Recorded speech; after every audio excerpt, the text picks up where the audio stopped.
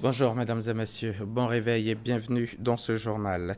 Tout de suite, direction Yamoussoukro, le district de Yamoussoukro dans le village de Kami qui est depuis le 25 octobre dernier au centre de toutes les préoccupations du ministère de la Santé et de la lutte contre le sida. En effet, des cas d'intoxication ont été déclarés chez 11 enfants dont 2 sont décédés. Le ministère de la Santé et de la lutte contre le sida est depuis mobilisé pour apporter une réponse adéquate à ce problème d'intoxication alimentaire. Il se veut donc rassurant. Tout est mis en œuvre pour soulager les malades et circonscrire le mal. Je vous propose d'écouter le professeur Daignan.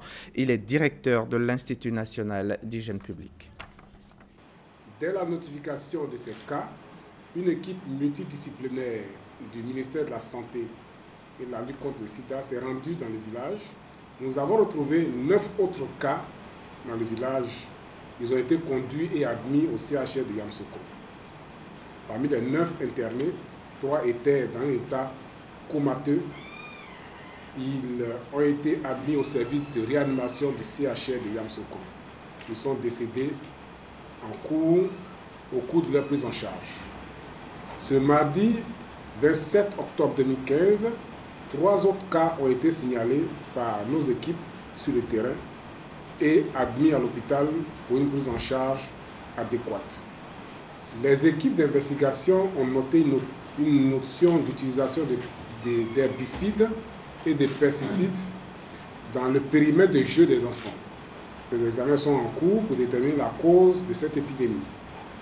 Cependant, une intoxication aux organochlorés ou aux organophosphorés est fortement suspectée.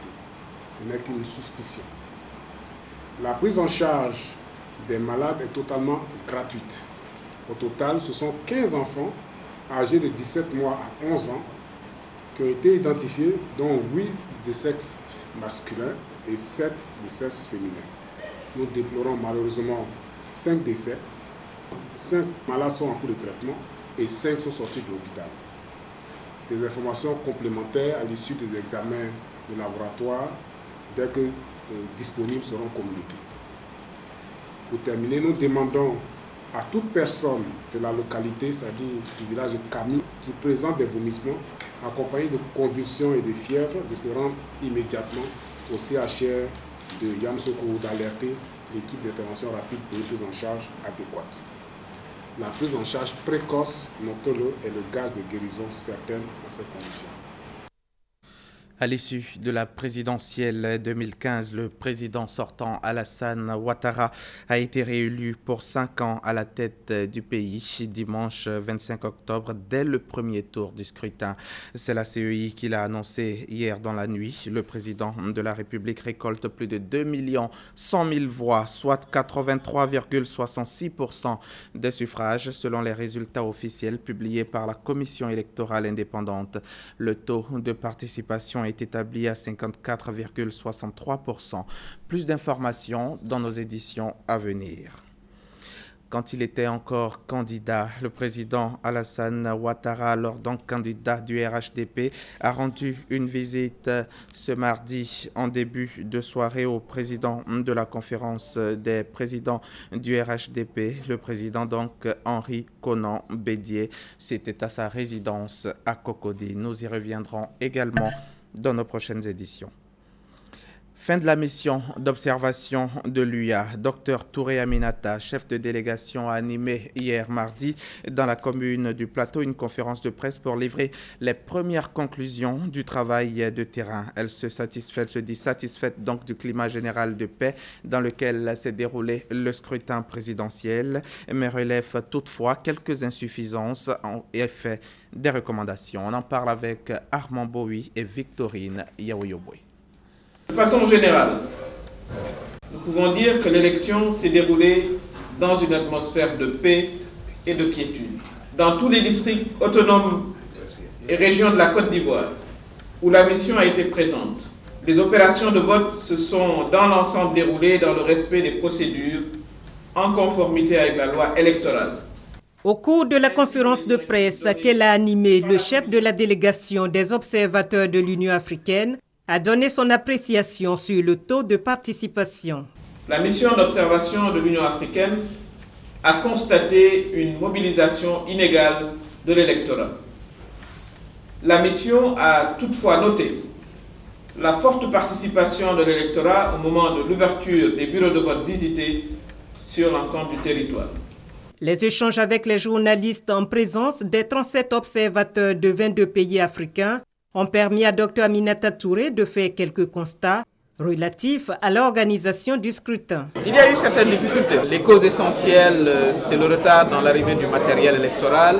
Mais pour cela, il y a eu quand même une réaction très pertinente de la Commission électorale indépendante qui a conseillé rapidement à ce qu'on passe au vote, au contrôle plutôt, manuel. Dans la conclusion de son rapport, l'UA recommande au gouvernement d'engager des réformes nécessaires afin de renforcer la démocratie. À la CEI, elle conseille de renforcer les capacités du personnel électoral en vue de l'appropriation des procédures, des outils de travail et de l'utilisation de la tablette en particulier.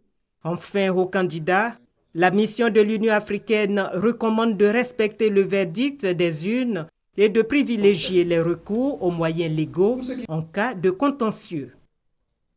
Je vous propose d'écouter à présent la déclaration de la plateforme des femmes et des jeunes pour des élections apaisées. Les propos sont recueillis par Moussa Konaté. 600 personnes ont été déployées sur le territoire national par la plateforme de veille des femmes et des jeunes pour des élections apaisées et crédibles en Côte d'Ivoire pour l'observation du scrutin présidentiel du 25 octobre 2015. Selon des données recueillies par les observateurs, la plateforme s'est dit satisfaite du déroulement de l'élection.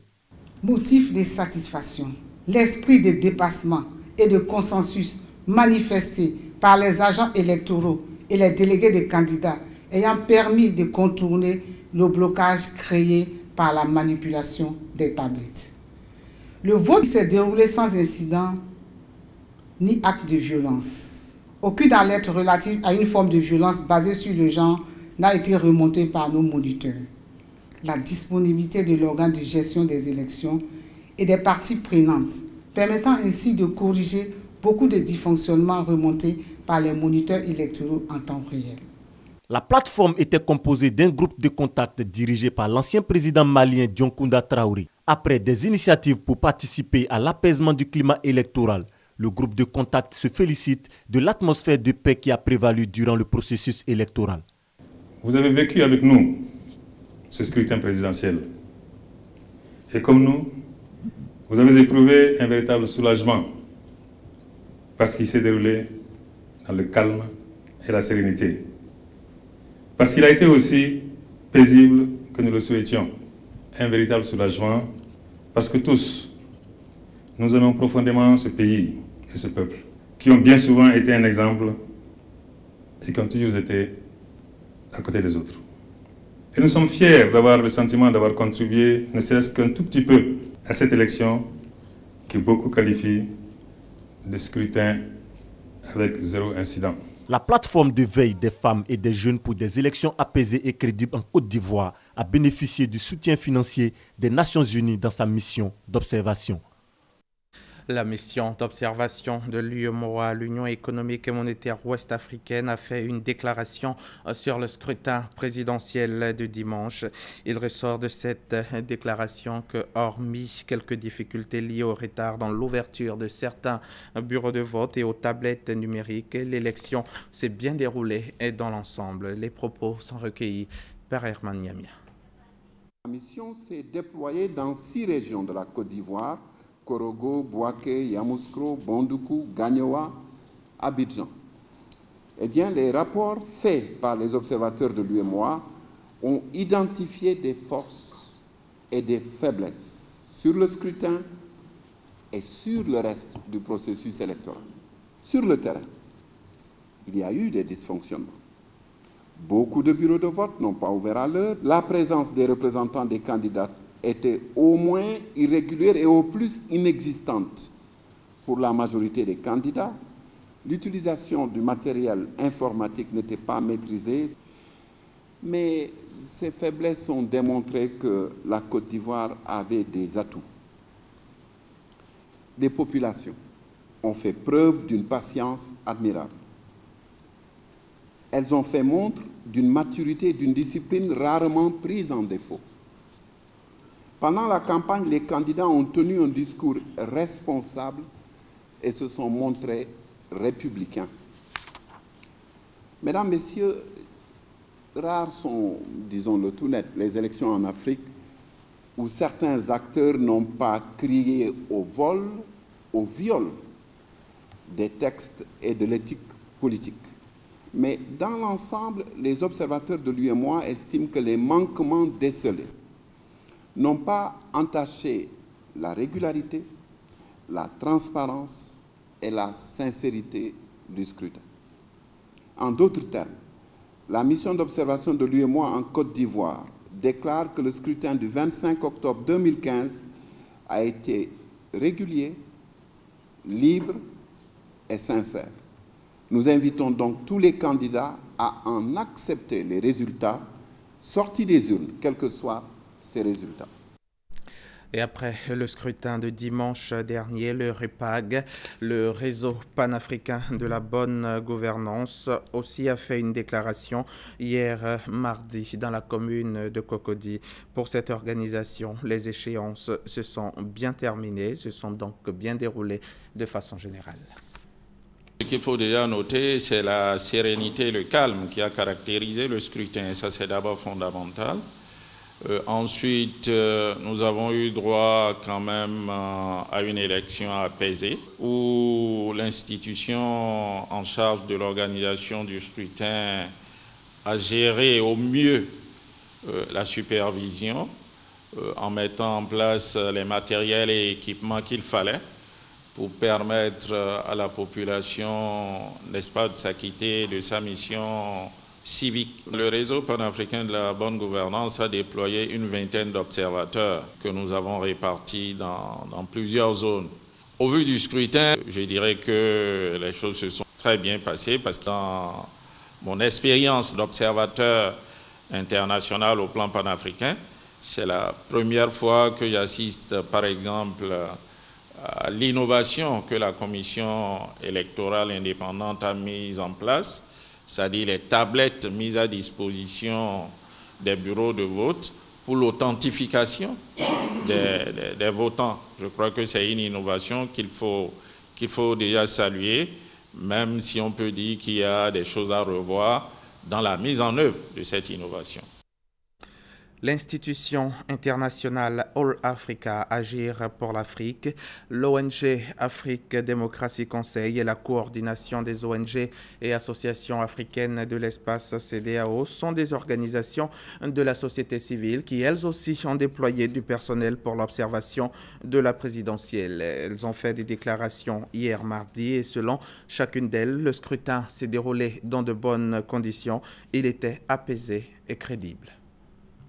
L'institution internationale All Africa, groupe Agir pour l'Afrique, a déployé 51 observateurs dans les villes de Paris, d'Abidjan, d'Abou, Adiaké, Bassane, Bonoué et Aboissau, afin de veiller au bon déroulement du scrutin du 25 octobre 2015. Globalement, et au vu des faits, il en est ressorti une cohérence et une transparence dans les votes. Au niveau technique, nous avons constaté des problèmes au départ dans le fonctionnement biométrique, problèmes aussitôt résorbés par le vote traditionnel, ce qui n'a pas entaché la régularité du scrutin. Aux responsables politiques, nous envoyons un message de fair play aux candidats afin que le bon déroulement après les élections puisse être de mise. L'ONG Afrique Démocratie Conseil a déployé 105 observateurs dans 8 départements de l'intérieur du pays et 7 communes du district d'Abidjan. L'ensemble des observateurs de ADC ont visité au total 2023 bureaux de vote. Au sortir de cette observation, Afrique Démocratie Conseil a constaté que le scrutin présidentiel s'est déroulé globalement dans les zones visitées, dans un climat de paix et de sécurité. Aucun incident n'a été constaté, toute chose qui augure un scrutin crédible répondant aux normes internationales. Les organisations accréditées au sein de la coordination des ONG et associations africaines ont déployé sur l'étendue du territoire ivoirien 80 observateurs internationaux. 300 bureaux de vote environ ont été couverts et de l'avis de nos observateurs, la présence effective et discrète des forces de sécurité dans les centres de vote. Le climat d'apaisement constaté pendant les opérations de vote, de dépouillement et de décompte des voix, en présence des membres des bureaux de vote et des représentants des candidats, de même que des observateurs nationaux et internationaux. La mission d'observation électorale de la coordination des ONG et associations africaines a cependant relevé quelques dysfonctionnements dans l'organisation du scrutin. L'ouverture tardive de certains bureaux de vote due au retard dans l'acheminement du matériel électoral. Le manque d'affluence des électeurs dès les premières heures d'ouverture des bureaux de vote. Le retour à l'utilisation de la liste manuelle, faute de la non-maîtrise de l'outil électronique, tablette, par certains membres des bureaux de vote. La mission d'observation électorale de la coordination des ONG et associations africaines de l'espace CEDEAO affirme sans toute réserve que le premier tour du scrutin présidentiel du 25 octobre 2015 en République de Côte d'Ivoire n'a connu d'incident majeur et s'est déroulé dans un climat d'apaisement, de transparence, d'équité et de liberté, remplissant ainsi le critère international exigé en matière d'élections démocratiques. Présidentielle 2015 toujours, dans le cadre de la campagne de sensibilisation des acteurs politiques en faveur d'élections apaisées en Côte d'Ivoire, un concept Foot Élection est né. Les initiateurs de ce concept ont fait le bilan de leurs activités après la campagne électorale et l'élection présidentielle.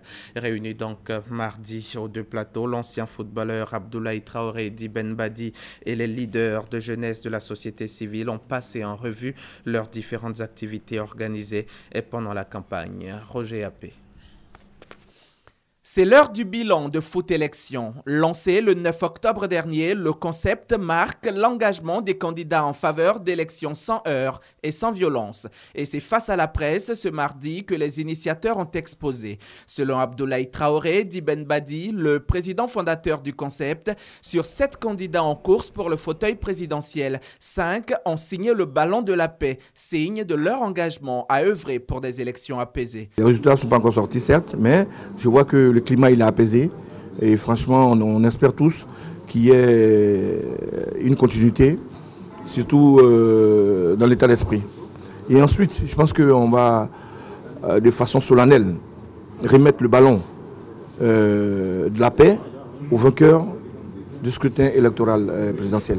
Bilan jugé donc positif, mais l'ancien footballeur ne s'en contente pas. Il veut aller plus loin. Il remercie tous les candidats qui ont signé le ballon de la paix et invite chacun d'eux à respecter la charte après la proclamation des résultats, afin d'éviter des violences de quelque nature que ce soit. Voilà pour le chapitre élection présidentielle. Culture à présent. Les festivités marquant le nouvel an chez l'Enzima Kotoko de Bassam se tiendront du dimanche 1er novembre au dimanche 8 novembre. En prélude à cette célébration, à cette fête, les populations ont procédé à la retraite de l'Edongbole, le tam-tam sacré, dans la forêt sacrée où il en ressortira une semaine plus tard, ce qui marquera le début de l'Abissa. La cérémonie a eu lieu le dimanche dernier 25 octobre à Grand Bassam. C'était en présence de notre reporter Herman Niamia. Le premier conseiller du roi d'Enzima Kotoko de Côte d'Ivoire, accompagné de quelques membres du comité d'organisation de l'Abissa, chez la famille Mvavile, dépositaire de la danse sacrée de l'Abissa. Les envoyés du roi sont venus négocier la mise à leur disposition de l'Edongbole, le tam-tam sacré pour le Siedou, période de la retraite de l'Edongbole. C'est le début d'une semaine de méditation, d'introspection et de bilan personnel avant l'entame du nouvel an Nzima. C'est une période au cours de laquelle certaines habitudes sont proscrites. À partir de cet instant-là, il n'y a pas de musique. Aucune musique ne doit résonner. Il n'y a pas de deuil. Il n'y a pas de deuil. S'il y a un décès, on a deux possibilités. C'est d'attendre la fin de la bissa ou de l'enterrer de manière discrète. Il n'y a pas de lamentation, il n'y a pas de tristesse. Nous allons entrer dans la joie et manifester donc notre plaisir, notre joie pour la nouvelle année. Les rituels terminés, L'Indongbolin est conduit dans la forêt sacrée où il en ressortira une semaine plus tard, début de la Bissa pour les festivités du Nouvel An du peuple Nzima. Cette procession à la forêt sacrée se fait dans une ambiance festive.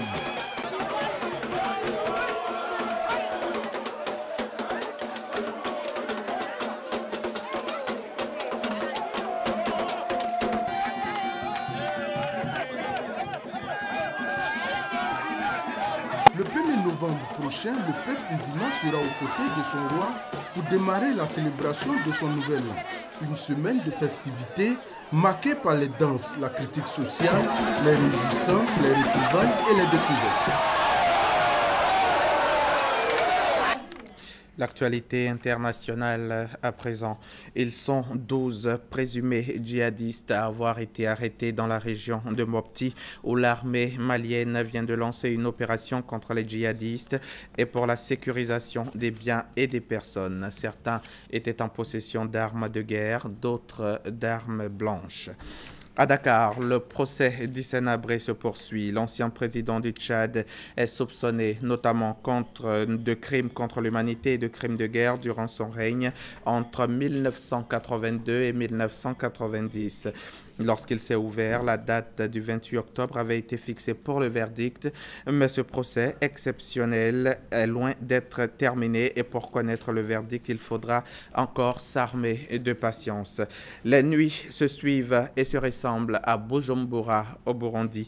Hier soir encore, on a entendu des tirs et des explosions de grenades dans plusieurs quartiers de la capitale. La nuit dernière aussi a été mouvementée et c'est notamment le centre des jeunes de Kamangé qui s'est retrouvé sous le feu.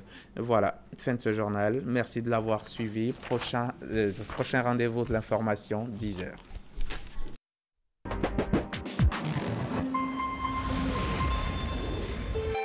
RTI 1, la chaîne qui rassemble.